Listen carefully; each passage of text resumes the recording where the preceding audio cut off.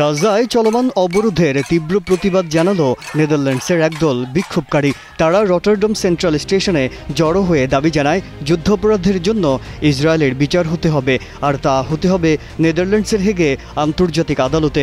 বিক্ষোভকারীদের হাতে ছিল গাজায় মানবিক সংকটের নিন্দায় লেখা বিভিন্ন প্ল্যাকার্ড। একজন বিক্ষোভকারী বলেন, গাজায় মানুষ দীর্ঘ সময় বা দীর্ঘদিন অনাহারে থাকতে বাধ্য হচ্ছে। গাজায় মানুষ গণহত্যার শিকার, এজন্য দায়ী ব্যক্তিদের নেদারল্যান্ডসের হেগে আন্তর্জাতিক আদালতে বিচার করতে হবে। যুদ্ধাপরাধের জন্য তাদের জবাবদিহি করতে হবে।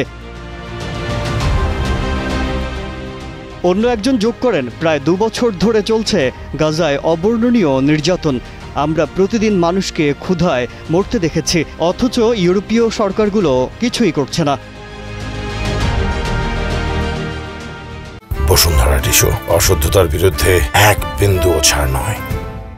জাতিসংঘ সমর্থিত এক মূল্যায়ন অনুযায়ী চলমান ইসরায়েলি অবরোধের কারণে গাজায় প্রতি 5 জনের মধ্যে একজন এখন অনাহারের সম্মুখীন এবং 93% জনগণ চরম খাদ্য সংকটে ভুগছেন।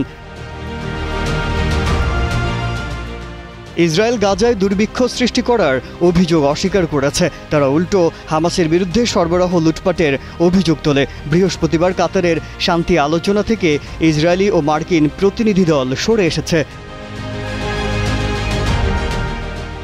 মার্কিন যুক্তরাষ্ট্র হামাসের উপর সদিচ্ছার অভাব নিয়ে আলোচনা না করার অভিযোগ আনে। অন্যদিকে হামাস এই অভিযোগে বিস্মিত বলে জানায় এবং তারা আলোচনা চালিয়ে যেতে প্রতিশ্রুতিবদ্ধ বলে জোর দিয়েছে। মাজহারুল আলম, কালের কণ্ঠ।